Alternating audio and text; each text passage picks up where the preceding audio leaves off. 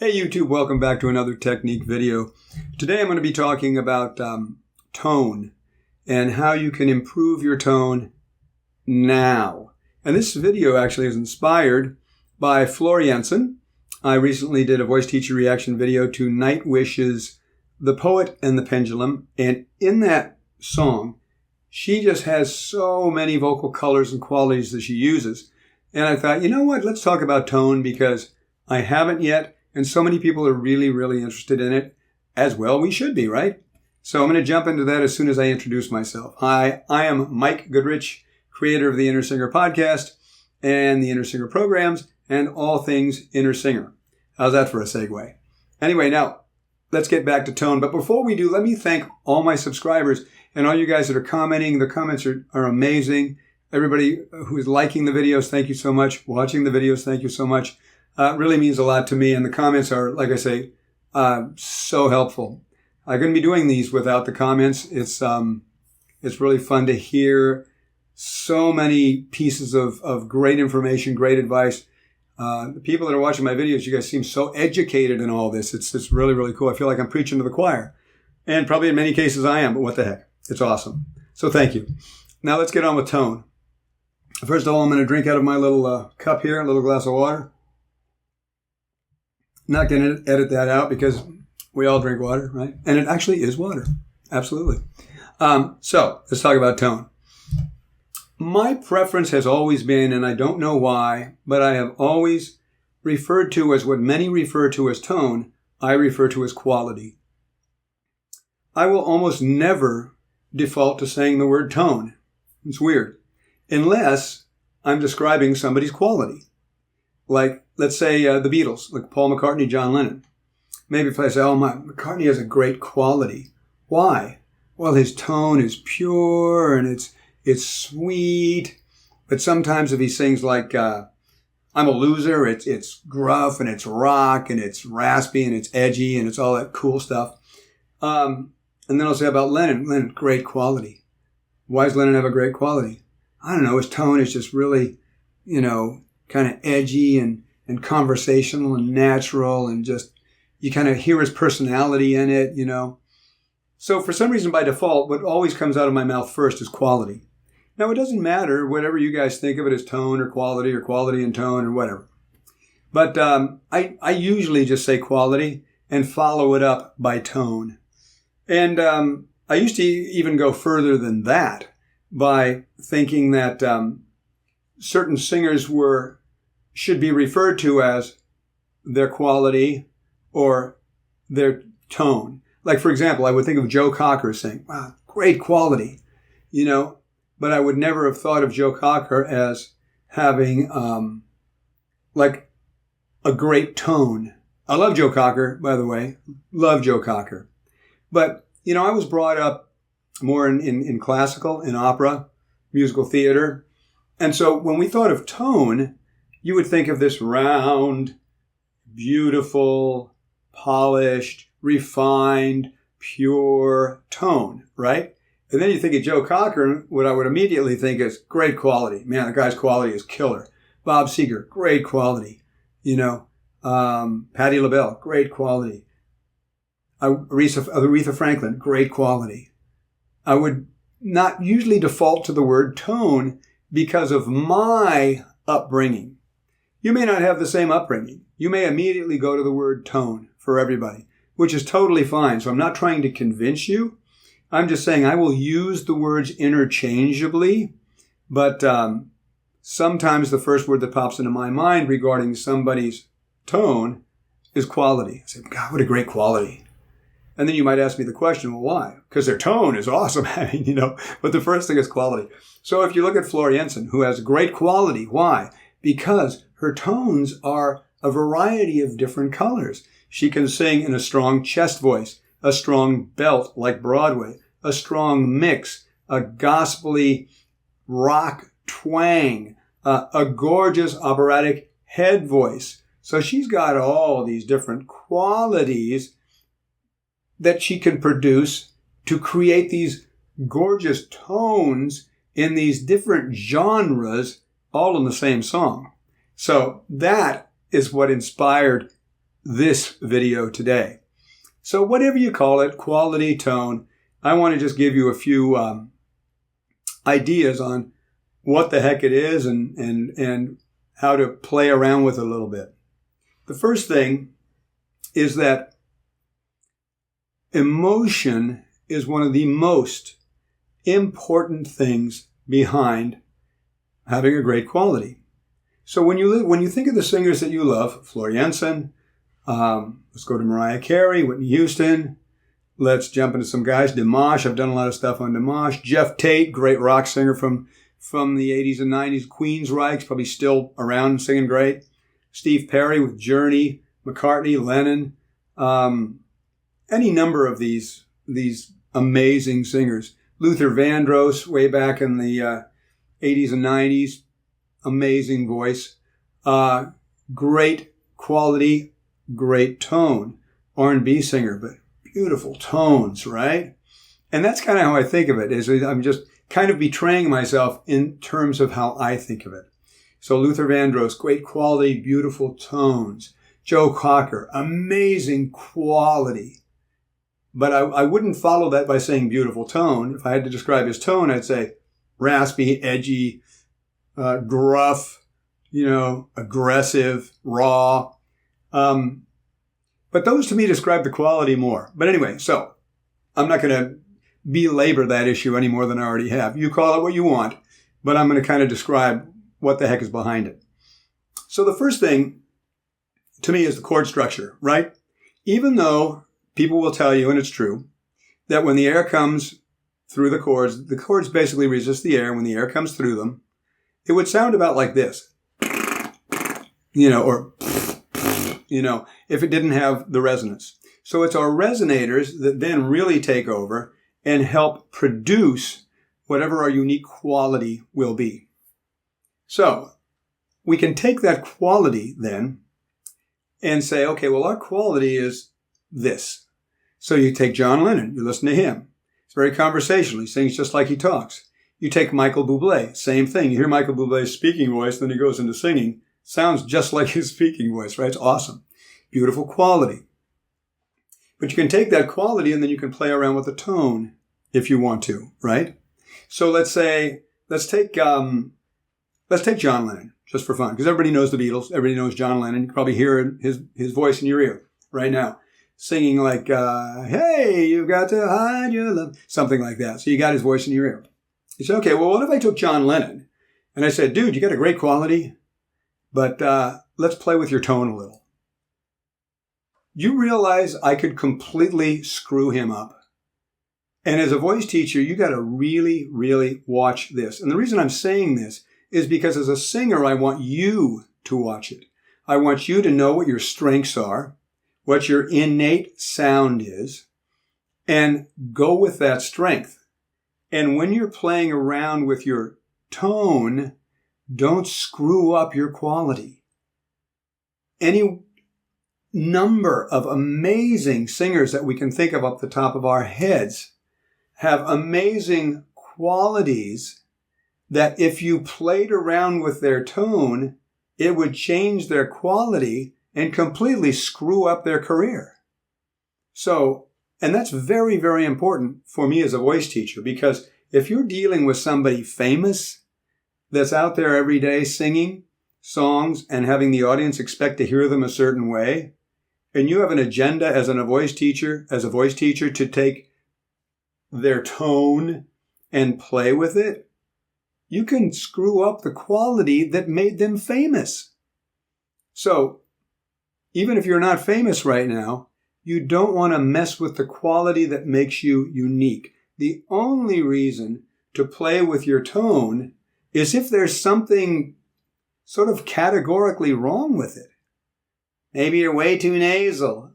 Or maybe you swallow the tone when you sing, Any number of kind of exaggerated things like that can be taken care of with some exercises. But I mean, hey, what if Bob Dylan, had messed with his tone too much? Now, we all love Dylan as a songwriter. And even as a singer, when you hear Dylan sing his own songs, it's pretty awesome. Even though, I can do stupid Bob Dylan impression that hints at him. But, you go, hey, you got to, hi, I'm singing a Beatles song like Bob Dylan, Everybody does that kind of crazy thing as Bob Dylan. Well, what if he really messed with that and all of a sudden he's singing this as this polished singer playing all these great Bob Dylan songs, all along the Watchtower and whatever. So identify I'm going off on a little bit of a tangent, but it's important.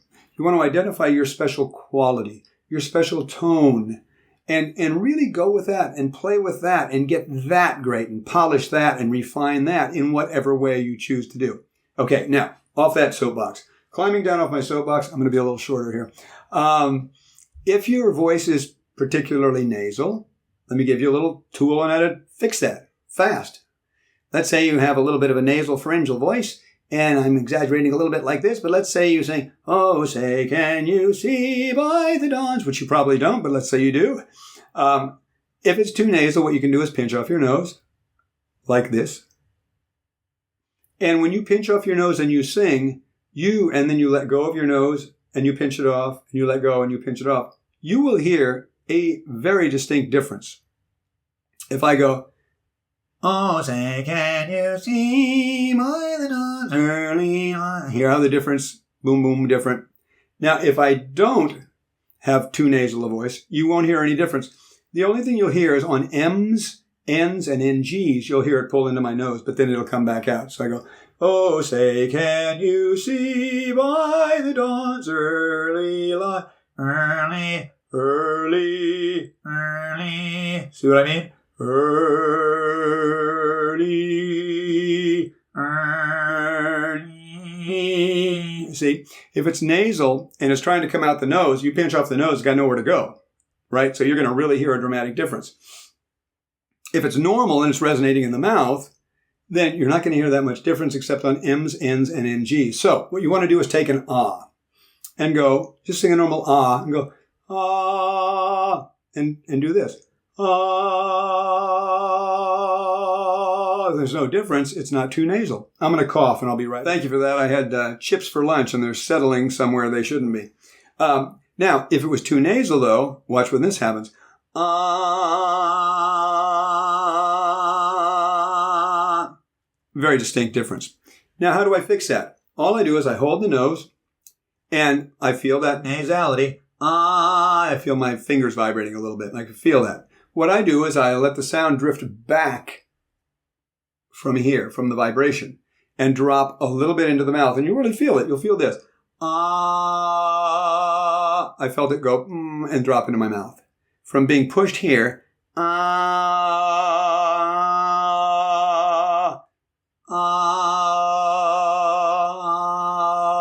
dropping into the mouth, which is the resonator, right?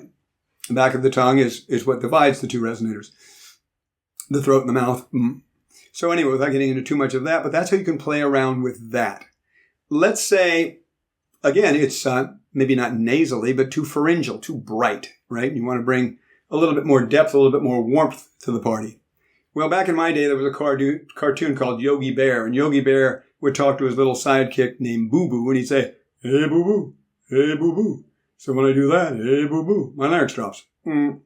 Opens up the resonator in the throat, right? So all of a sudden, my pharyngeal sound, if I'm singing like that and I go, hey, Boo Boo, this drops. So what if I take an exercise like mum, M-U-M? And for the guys, maybe you'd start down here on E flat, 1, 2, 3. Maybe the women, you guys might start around A or B flat, 3. And do a mum like Yogi Bear. Hey, Boo Boo. Mum, mum, mum, mum, mum, mum, mum, mum, mum. I wouldn't sing like that, but I wouldn't talk like that either. But there's no pressure. I'm not pushing my larynx down. I'm not muscling it down. It's dropping down and descending in a very relaxed way as a result of the sound I'm doing, okay? You'll find a lot of teachers, and I used to have one. I loved him. He was great. It was many, many, many years ago. But I got in a lot of trouble because he said, kid, I just don't think you can get in any trouble as long as you just get your larynx down. You got to get your larynx down. Well, he didn't really tell me to muscle it down, but I thought well, if he wants me to get my larynx down, I'll muscle it down. So I muscled that sucker down. I mean, I put it down like this, and then I sang against it. Oh my God, I became a vocal wreck. I got myself into such a freaking mess. Never do that. The way you get the larynx down or up or wherever you need it to go is with the sound that you make, okay, in a very relaxed way. Larynx needs to just float. Just be very, very, very relaxed.